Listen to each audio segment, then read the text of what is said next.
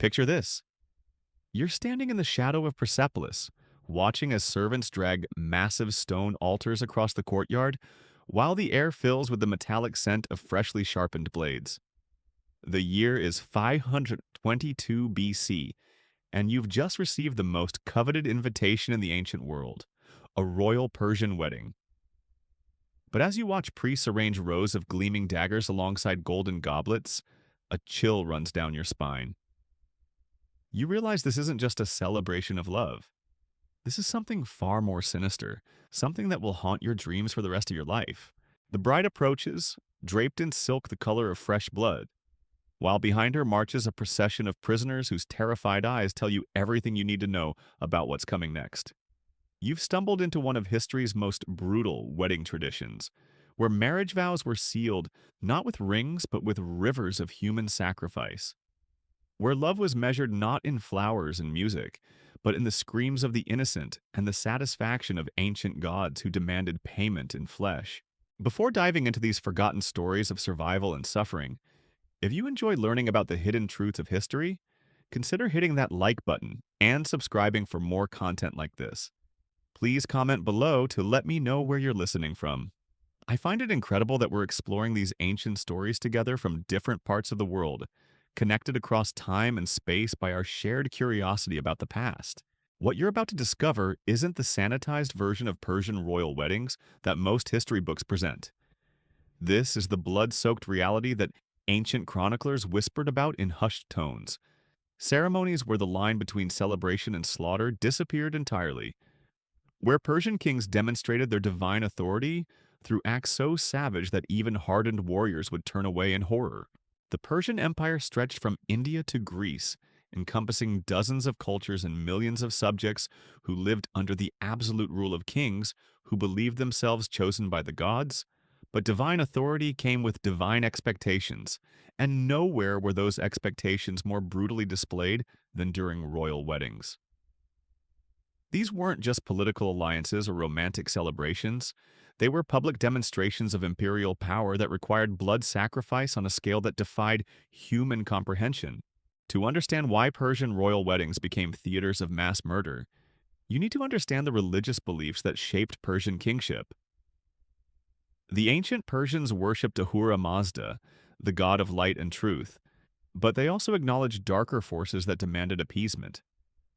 Royal weddings represented moments of cosmic significance when the divine order itself was being renewed through the union of earthly rulers. Such momentous occasions required equally momentous offerings to ensure the gods' continued favor and the empire's prosperity. But these weren't simple animal sacrifices or offerings of gold and precious stones. Persian wedding rituals demanded human blood, specifically the blood of enemies, criminals, and sometimes even innocent subjects whose deaths would demonstrate the king's absolute power over life and death. The more prestigious the wedding, the more elaborate the slaughter, creating a grotesque competition among Persian rulers to outdo their predecessors in both magnificence and brutality. The preparations for a royal Persian wedding began months in advance and involved logistics that would challenge modern event planners. Palace architects designed special amphitheaters where the sacrificial ceremonies would take place, while craftsmen forged thousands of ceremonial weapons that would be used to dispatch the victims. Royal physicians studied anatomy to determine the most efficient methods of execution that would maximize both the spectacle and the suffering. Even the timing was calculated according to astrological charts that identified the most auspicious moments for spilling blood. The selection of sacrificial victims followed strict protocols that revealed the twisted logic underlying these ceremonies. Enemy soldiers captured in recent battles were considered the most valuable offerings, their death symbolizing the king's triumph over foreign threats. Common criminals faced execution anyway, so their inclusion served the practical purpose of clearing the royal dungeons while providing entertainment for wedding guests.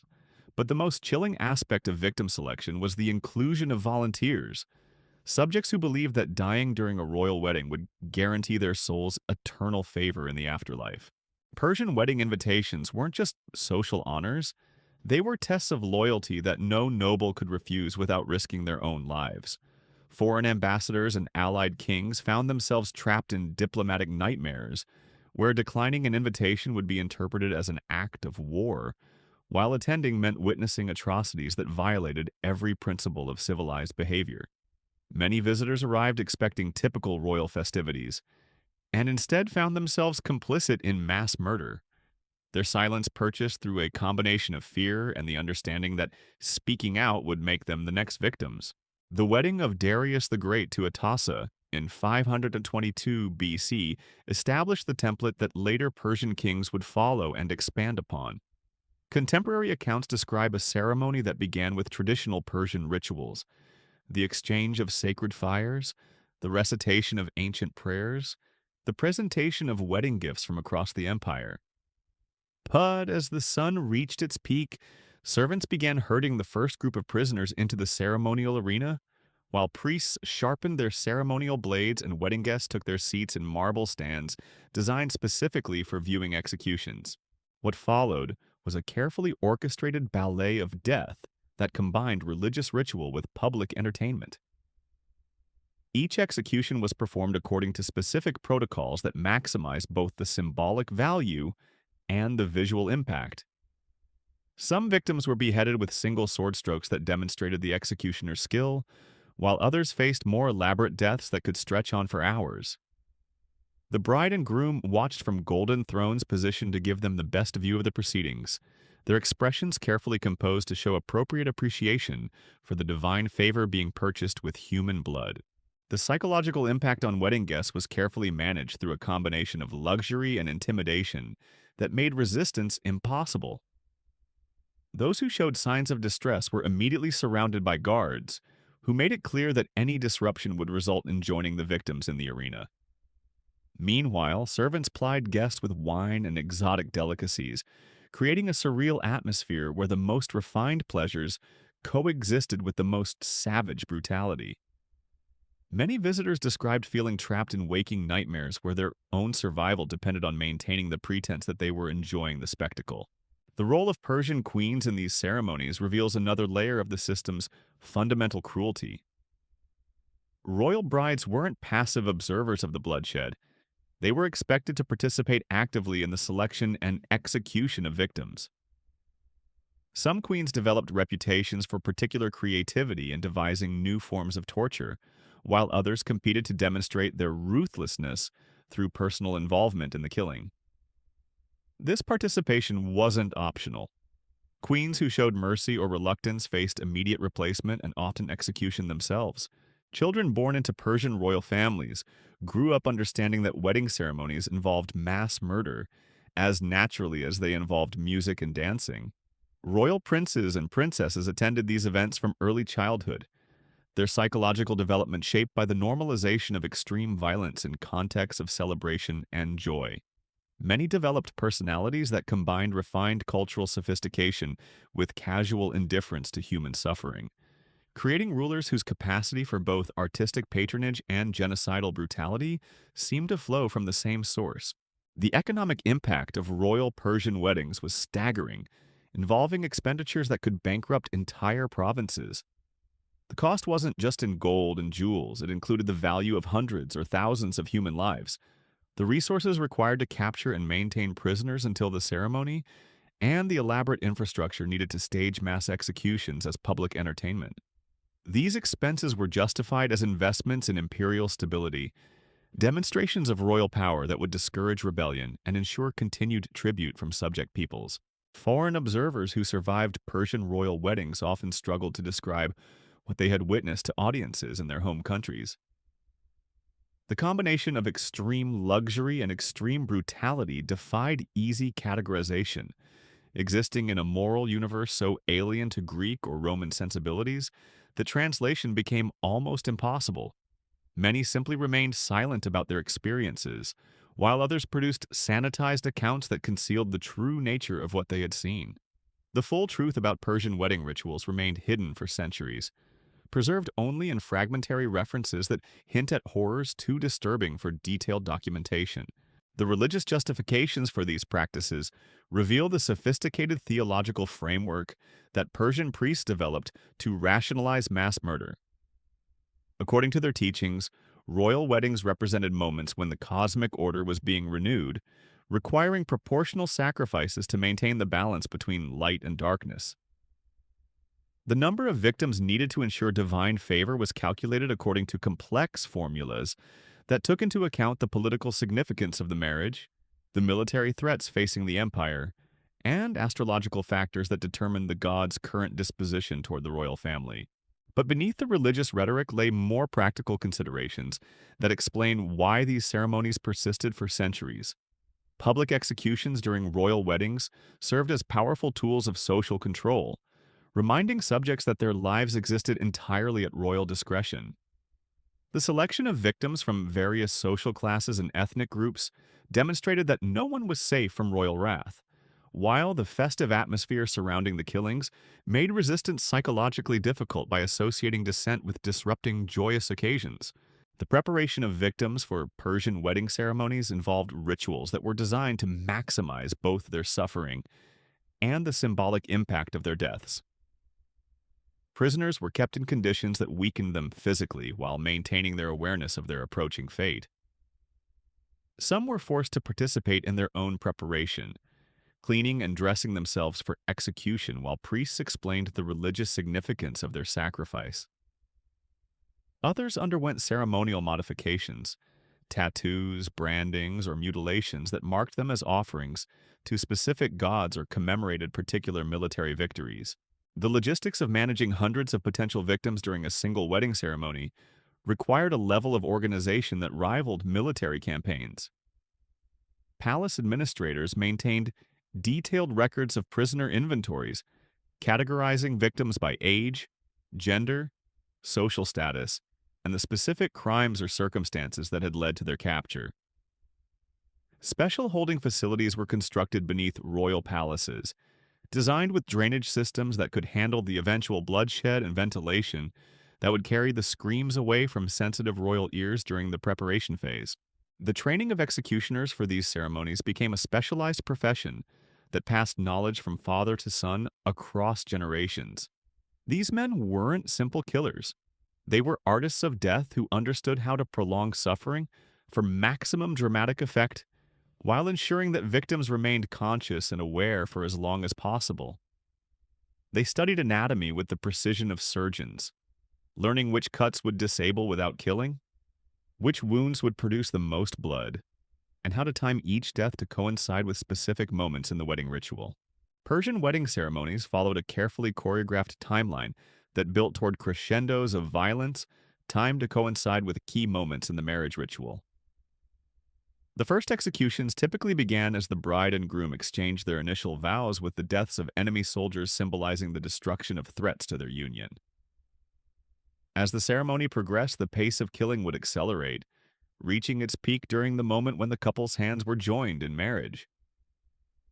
The final executions would occur as the newlyweds shared their first ceremonial meal, with the victim's blood literally seasoning the food that celebrated their union. The psychological conditioning that allowed Persian nobles to participate in these ceremonies began in early childhood and involved a gradual exposure to violence that normalized extreme brutality.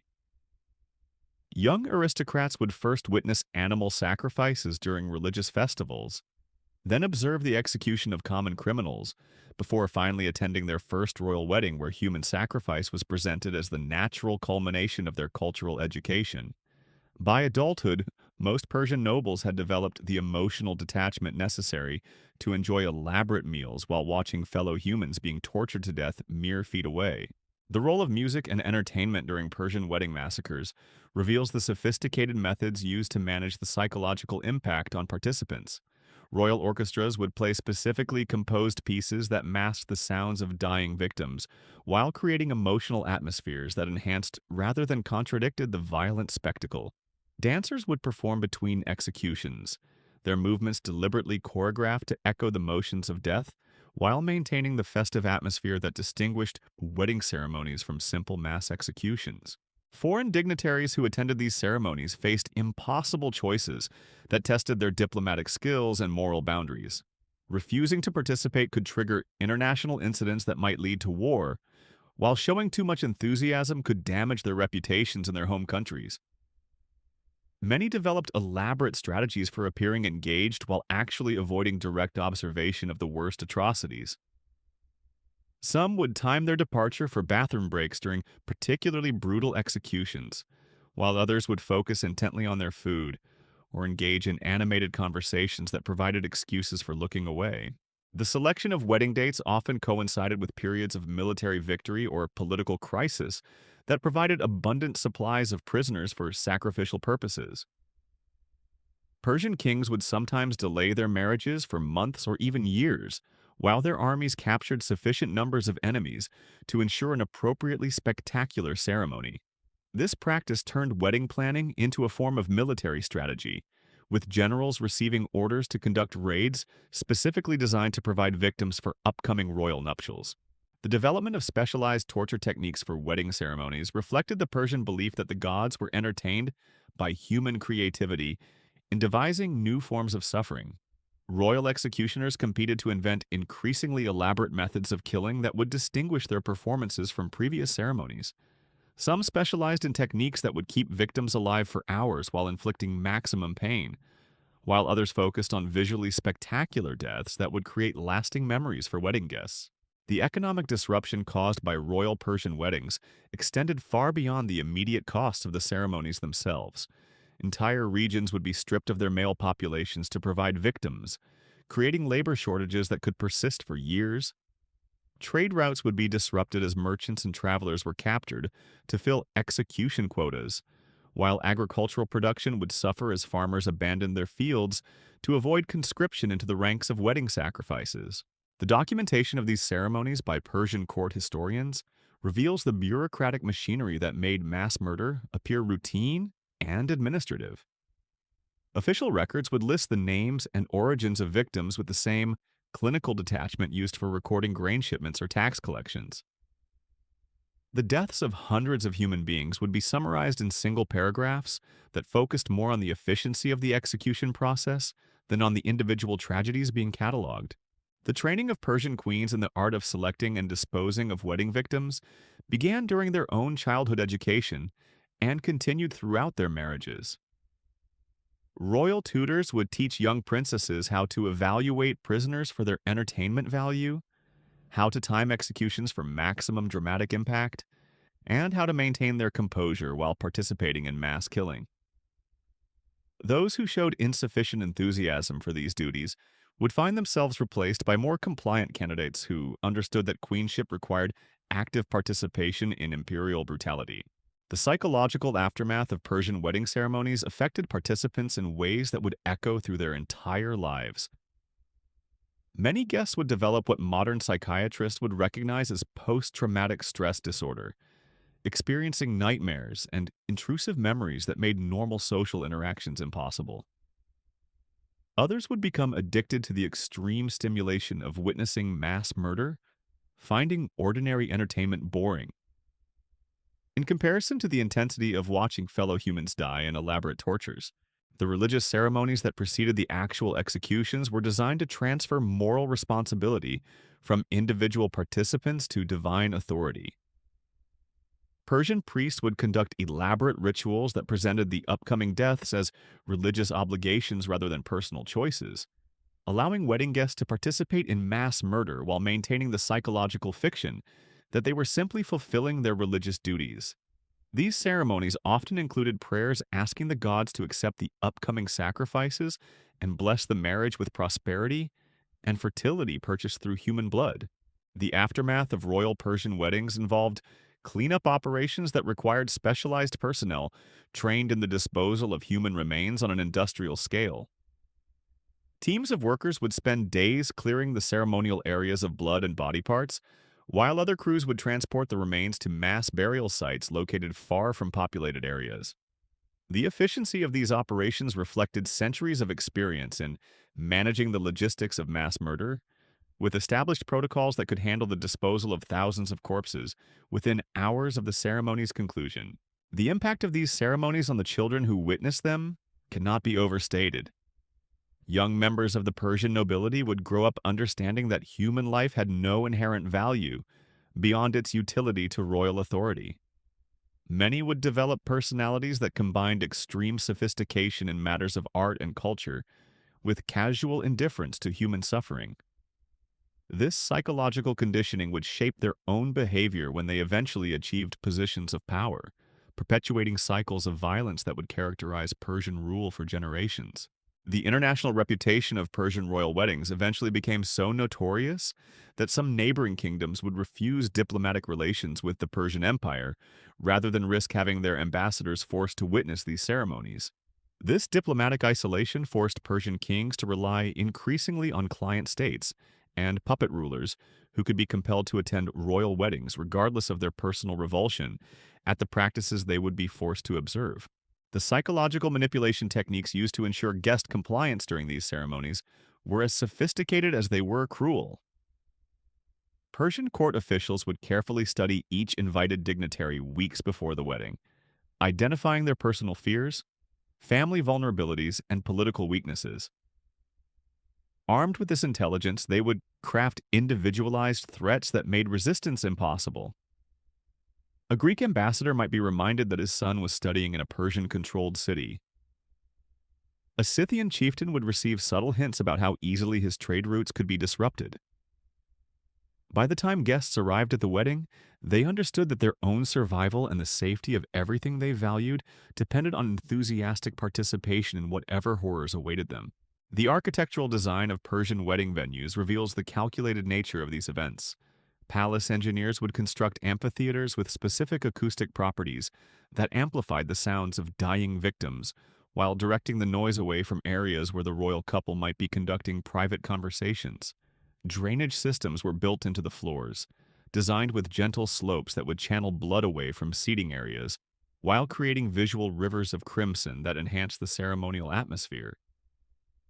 Even the lighting was carefully planned with mirrors and polished metal surfaces, positioned to reflect torchlight off flowing blood, creating an almost supernatural ambiance that reinforced the religious significance of the proceedings. The role of Persian royal children in these ceremonies extended beyond mere observation.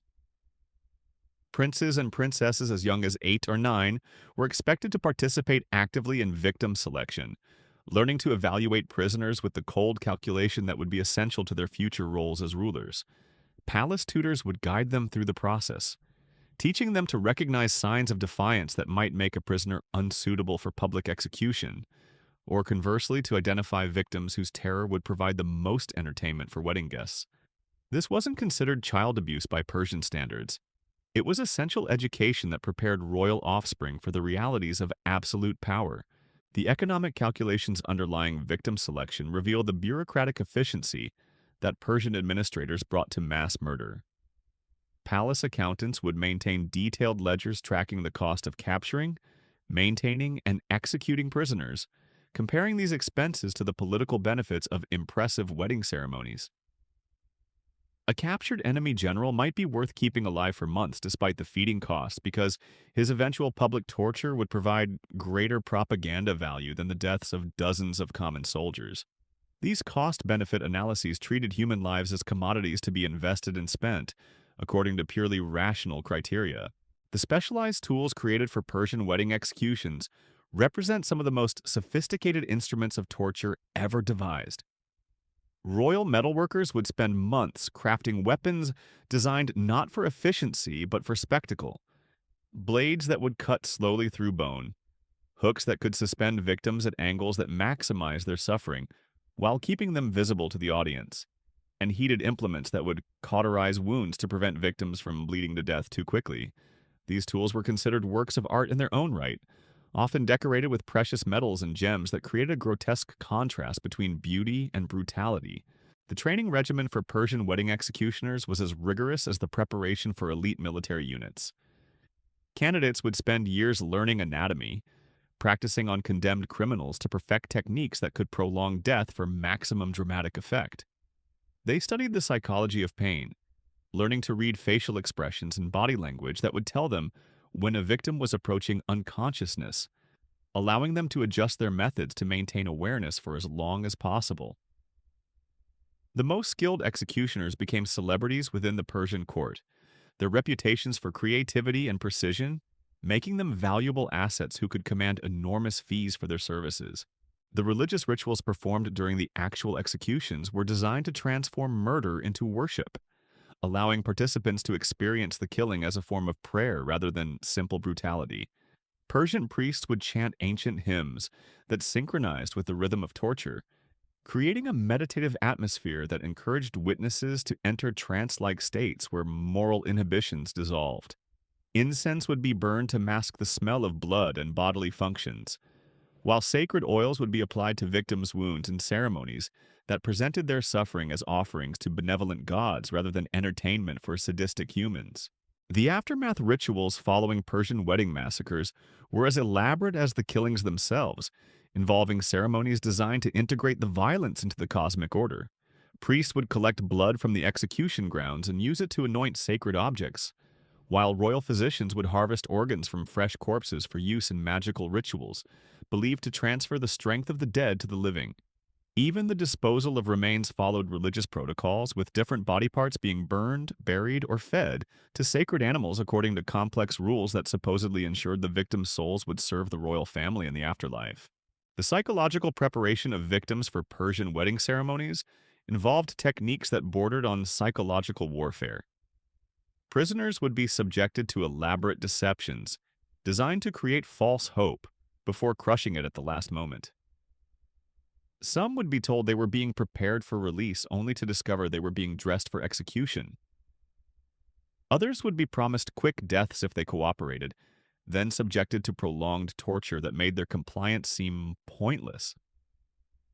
These mental tortures were considered as important as physical pain, creating a state of psychological collapse that made victims more compliant and enhanced the entertainment value for wedding guests. The diplomatic protocols surrounding Persian royal weddings created a complex web of international obligations that trapped foreign rulers in cycles of complicity. Kings who attended one Persian wedding would find themselves expected to reciprocate by inviting Persian representatives to their own ceremonies, creating pressure to incorporate similar practices into their own traditions. Some rulers would attempt to satisfy Persian expectations with symbolic gestures, executing a few criminals during their weddings, while avoiding the massive bloodbaths that characterized Persian ceremonies. But these compromises often backfired, with Persian guests expressing disappointment at the modest scale of foreign hospitality. The development of Persian wedding traditions over centuries reveals an escalating competition among successive rulers to surpass their predecessors in both magnificence and cruelty. Each king would study records of previous ceremonies, identifying ways to increase the scale, improve the spectacle, or introduce new forms of suffering that would distinguish his wedding from those of his ancestors. This competitive dynamic drove innovation in torture techniques, execution methods, and victim selection that pushed the boundaries of human cruelty ever further from anything resembling normal civilized behavior. The role of Persian queens in managing wedding preparations extended far beyond ceremonial functions, involving them in the detailed logistics of mass murder. Royal wives would personally inspect prisoner holdings, evaluating the health and appearance of potential victims to ensure they would provide appropriate entertainment. They would coordinate with executioners to plan the timing and sequence of deaths, balancing the need for dramatic pacing against practical considerations like audience attention spans and the physical limitations of torture techniques. Some queens developed personal relationships with their favorite executioners, providing them with detailed instructions about specific victims who had somehow earned their particular attention. The impact of Persian wedding ceremonies on the empire's military culture was profound and lasting. Soldiers who had witnessed these events would return to their units with new understanding of what their empire expected from its servants, carrying with them a casual attitude toward mass killing that would influence their conduct in future military campaigns. The normalization of extreme violence during celebratory occasions made it easier for Persian armies to commit atrocities against civilian populations, since their soldiers had been conditioned to associate brutality with joy rather than with the grim necessities of warfare. The technological innovations developed for Persian wedding ceremonies often found applications in other areas of imperial administration. Techniques for managing large numbers of prisoners were adapted for use in mining operations and construction projects. Methods for controlling crowd behavior during executions proved useful for managing civil unrest in conquered territories. Even the architectural principles used in designing execution amphitheaters influenced the construction of military fortifications and administrative buildings throughout the empire. The record-keeping systems developed to document Persian wedding ceremonies created archives that provided detailed insights into the administrative machinery of mass murder. Palace scribes would maintain careful inventories of victim populations, tracking their origins, crimes, physical condition, and ultimate disposal with the same attention to detail used for managing grain supplies or military equipment. These records reveal the bureaucratic mindset that allowed Persian administrators to treat human beings as interchangeable resources to be allocated according to ceremonial requirements. The international intelligence networks that developed around Persian royal weddings created a shadow diplomatic system where information about upcoming ceremonies became valuable currency. Foreign spies would infiltrate Persian court circles months before royal marriages, gathering intelligence about victim selection, ceremony planning, and guest lists that could be used to prepare their own rulers for what they might witness. This intelligence gathering often involved bribing Persian officials, seducing court servants, or establishing relationships with prisoners who might provide insights into the preparation process. The psychological profiles that Persian court officials developed for managing foreign guests during wedding ceremonies reveal sophisticated understanding of human psychology and cultural differences. They would identify which nationalities were most likely to be disturbed by specific types of violence, then design seating arrangements and viewing angles that maximize discomfort for guests they wanted to intimidate, while providing better vantage points for allies they sought to impress. These manipulations turned the wedding ceremony into a form of diplomatic theater, where the arrangement of torture became a language for communicating political messages. The training programs developed for Persian palace staff who supported wedding ceremonies created a specialized workforce whose skills had no parallel in the ancient world. Servants would learn techniques for cleaning blood from marble surfaces without staining, methods for disposing of large quantities of human remains without creating sanitation problems, and procedures for maintaining ceremonial equipment in conditions of extreme biological contamination. This expertise made them valuable assets who could command high wages, but it also trapped them in a profession that isolated them from the normal society. The religious architecture surrounding Persian wedding ceremonies included specialized temples, where priests would conduct purification rituals for participants before and after the bloodshed. These buildings featured elaborate bathing facilities where guests could wash away physical traces of their participation in mass murder, while priests performed ceremonies designed to cleanse their souls of any guilt that might interfere with their enjoyment of the celebration.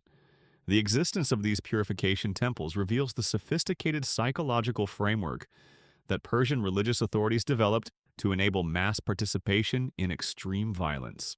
The legacy of Persian royal wedding traditions extended far beyond the empire's political boundaries, influencing practices in kingdoms that sought to emulate Persian power and sophistication.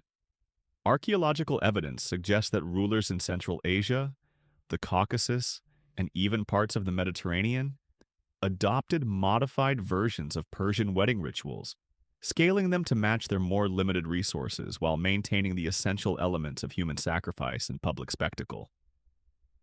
These adaptations created a network of royal traditions that normalized extreme violence across much of the ancient world.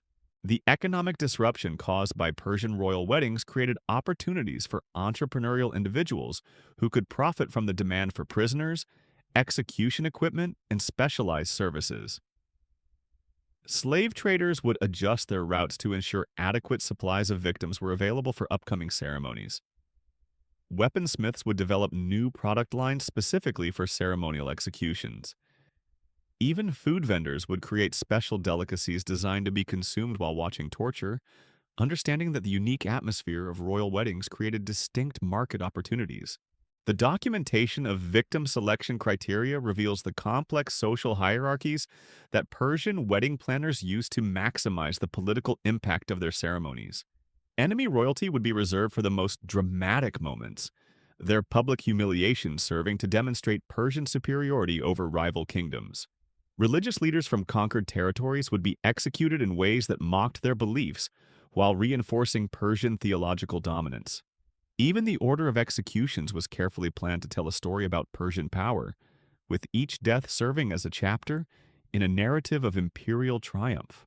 The psychological conditioning required to transform Persian nobles into enthusiastic participants in wedding massacres involved systematic desensitization that began in early childhood and continued throughout their lives.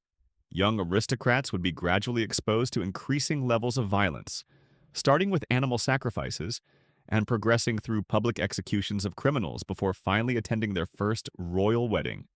By adulthood, most Persian nobles had developed the emotional numbness necessary to enjoy elaborate meals while watching fellow humans being slowly dismembered mere feet from their dining tables. The end of each Persian royal wedding brought its own ritual of horror, as the newlyweds were expected to consummate their marriage in chambers deliberately positioned above the execution grounds.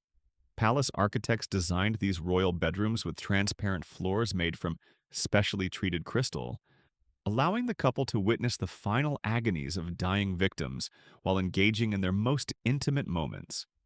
This grotesque arrangement was believed to channel the departing life force of the sacrificed directly into the royal union, ensuring fertility and political success through a communion of death and procreation that defied every natural instinct.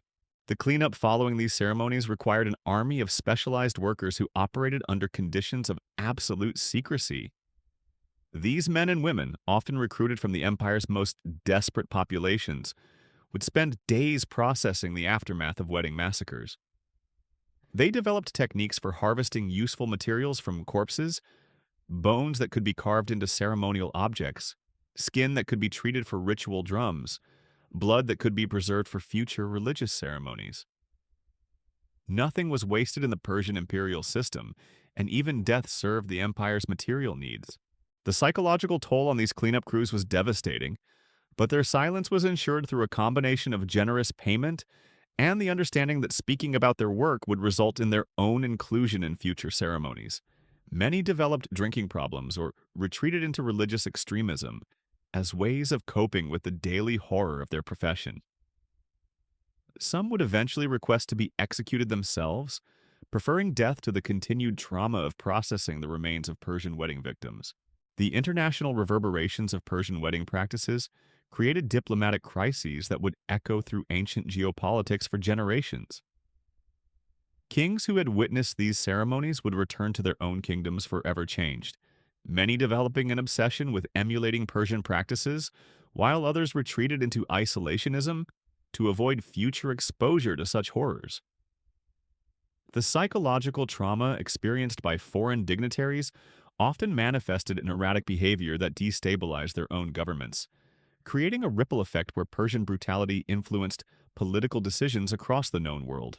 Some rulers who had attended Persian weddings would attempt to process their trauma by incorporating modified versions of the rituals into their own cultures. These adaptations were usually less extreme than their Persian originals, but they still represented a fundamental shift toward normalizing violence in ceremonial contexts. The gradual spread of these practices created a network of brutality that connected royal courts across vast distances, binding them together through shared participation in systematic cruelty. The religious justifications that Persian priests developed for wedding massacres evolved into complex theological systems that influenced Persian spirituality for centuries. These teachings held that human suffering could be transformed into divine energy through proper ritual procedures, making torture and execution into forms of worship that benefited both the victims and their killers. This theological framework provided intellectual cover for practices that might otherwise have been recognized as simple sadism, allowing educated Persians to participate in mass murder while maintaining their self-image as civilized and devout people. The training of Persian priests in these specialized rituals required years of study that combined traditional religious education with practical instruction in torture techniques and crowd psychology. Seminaries would maintain practice facilities where aspiring clergy could perfect their ability to conduct ceremonies while surrounded by dying victims. They learned to modulate their voices to be heard over screaming, to time their prayers to coincide with specific moments of agony, and to maintain their composure while blood splattered across their ceremonial robes. The economic impact of royal Persian weddings extended far beyond the immediate costs of the ceremonies themselves, creating market distortions that affected trade throughout the ancient world. The demand for exotic victims would drive slave prices to artificial heights, while the need for specialized execution equipment created entire industries devoted to manufacturing instruments of torture. Even seemingly unrelated markets were affected. The price of purple dye would spike before royal weddings as palace officials competed to outfit their participants in colors that wouldn't show bloodstains.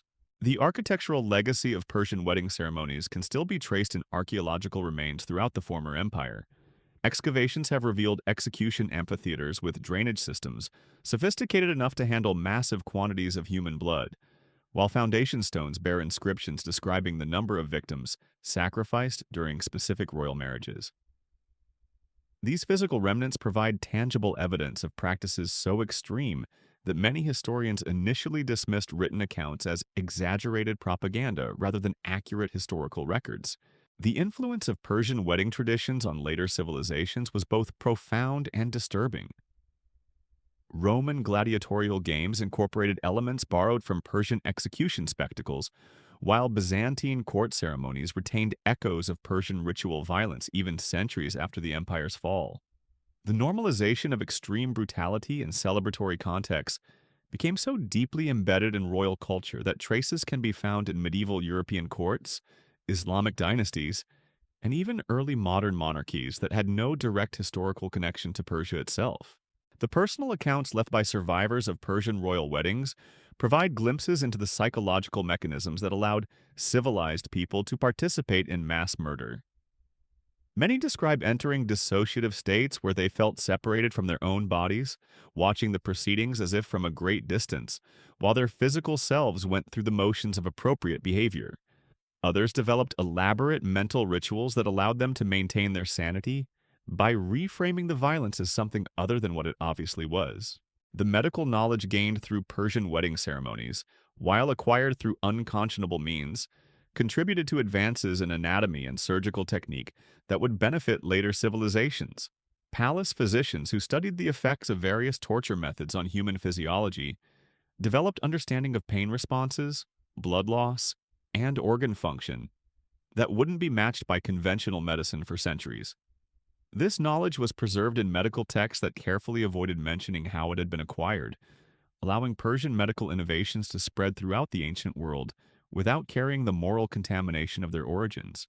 The final collapse of the Persian Empire brought an end to royal wedding massacres, but not before these practices had fundamentally altered the character of ancient civilization. The normalization of extreme violence in ceremonial contexts had created a precedent that would influence royal behavior for millennia.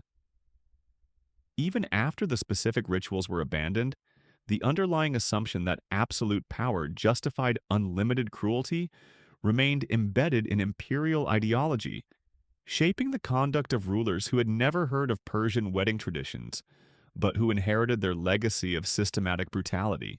The children born from these blood-soaked unions carried within them a psychological inheritance that would shape the Persian Empire's final centuries. Raised from birth to associate love with violence, celebration with death, these royal offspring developed personalities that modern psychologists would classify as profoundly disturbed.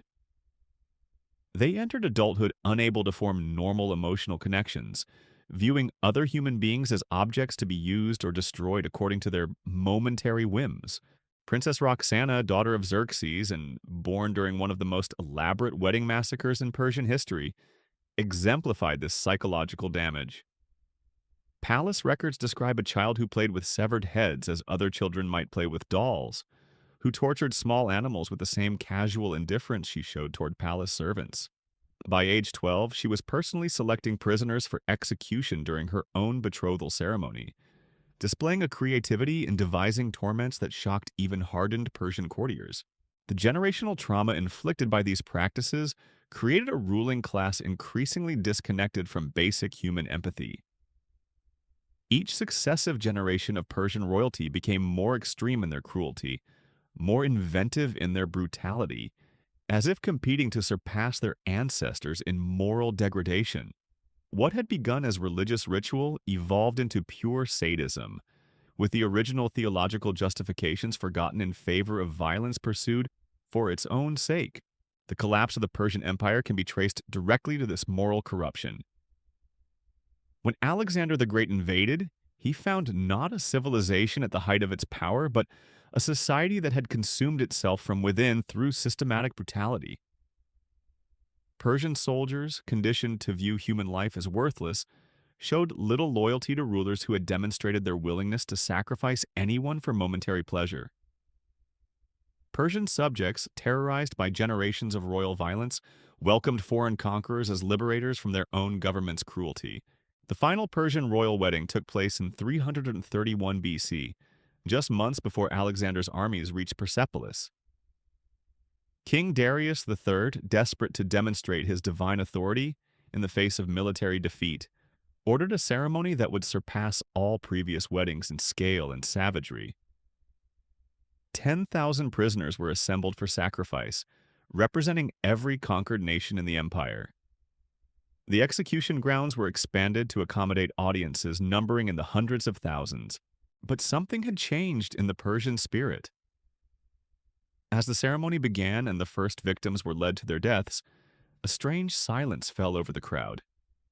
Palace guards noticed that many spectators were weeping openly, no longer able to maintain the pretense of enjoying the spectacle. When Darius himself raised the ceremonial blade to begin the slaughter, his hand trembled so violently that he could barely hold the weapon. The empire that had built its power on systematic cruelty was finally confronting the psychological cost of its choices. The ceremony proceeded, but witnesses described it as a hollow mockery of earlier celebrations. The victims died, the blood flowed, the priests chanted their ancient hymns, but the spiritual energy that had once animated these rituals was gone. The Persian Empire was executing its final wedding massacre not from religious conviction or political calculation, but from sheer momentum. A dying civilization going through the motions of practices it no longer understood or believed in. When Alexander's forces finally breached the walls of Persepolis, they found a city haunted by its own history. The execution grounds were still stained with blood from the final wedding ceremony. The palace walls bore inscriptions documenting thousands of victims sacrificed over the centuries. The royal treasury contained ceremonial weapons so elaborate and terrible that even Alexander's hardened soldiers recoiled from handling them. The conquerors had expected to find gold and jewels. Instead, they discovered a museum of humanity's capacity for evil. Alexander's decision to burn Persepolis wasn't just military strategy. It was an attempt to purge the world of something too horrible to preserve. The flames that consumed the Persian capital weren't destroying a civilization. They were cremating a nightmare that had lasted for centuries. The smoke that rose from the burning palace carried with it the screams of countless victims, finally released from their role as entertainment for kings who had forgotten what it meant to be human. But the ashes of Persepolis couldn't eliminate the influence of Persian wedding traditions on human history. The practices had spread too far, influenced too many cultures, corrupted too many royal bloodlines to be erased by a single fire. The legacy lived on in the gladiatorial games of Rome, the human sacrifices of Mesoamerican empires, the elaborate tortures devised by medieval monarchs who had never heard of Persia, but who inherited its assumptions about the relationship between power and cruelty. Modern archaeological expeditions to Persepolis continue to uncover evidence of the horrors that took place there. Excavations reveal mass graves containing thousands of skeletons bearing evidence of deliberate torture. Underground chambers that once held prisoners awaiting ceremonial death. Drainage systems sophisticated enough to channel rivers of human blood away from royal living quarters. Each discovery adds another piece to a puzzle that reveals the true cost of absolute power, unchecked by moral restraint. The wedding traditions of ancient Persia represent more than historical curiosity. They serve as a warning about the depths to which human civilization can sink when brutality becomes normalized, when violence is transformed into entertainment, when the suffering of others becomes a source of pleasure rather than shame. These ceremonies weren't aberrations committed by barbarians. They were the products of one of history's most sophisticated civilizations, carried out by educated, cultured people who created beautiful art, advanced science, and complex philosophy while simultaneously participating in systematic mass murder. The Persian royal wedding massacres remind us that civilization is not a permanent achievement, but a fragile construction that requires constant moral vigilance to maintain. The same human creativity that builds temples and composes poetry can also devise elaborate tortures. The same organizational skills that create efficient governments can also systematize cruelty on an industrial scale. The same religious impulses that inspire charity and compassion can also be twisted to justify the most heinous atrocities. As you stand now in the ruins of Persepolis, watching tourists take photographs of broken columns and weathered stone reliefs, remember that beneath your feet lie the remains of thousands of human beings who died to celebrate the marriages of kings who believed themselves chosen by the gods. Their screams have been silenced by time, their names forgotten by history, but their suffering echoes still through the centuries, a testament to humanity's infinite capacity for both creation and destruction, a reminder that the price of civilization is eternal vigilance against the darkness that lurks within us all. The bloodstained stones of Persepolis bear witness to a truth that every generation must learn anew, that power without moral restraint becomes inevitably corrupted, that celebrations built on others' suffering ultimately consume those who participate in them, and that the true measure of any civilization lies not in its monuments or conquests, but in how it treats the most vulnerable among its people. The Persian royal wedding traditions ended in flames and ruin, but their warning endures, a cautionary tale written in blood and carved in stone, demanding that we never forget the terrible cost of allowing cruelty to masquerade as culture, brutality to pose as tradition, and evil to present itself as divine will.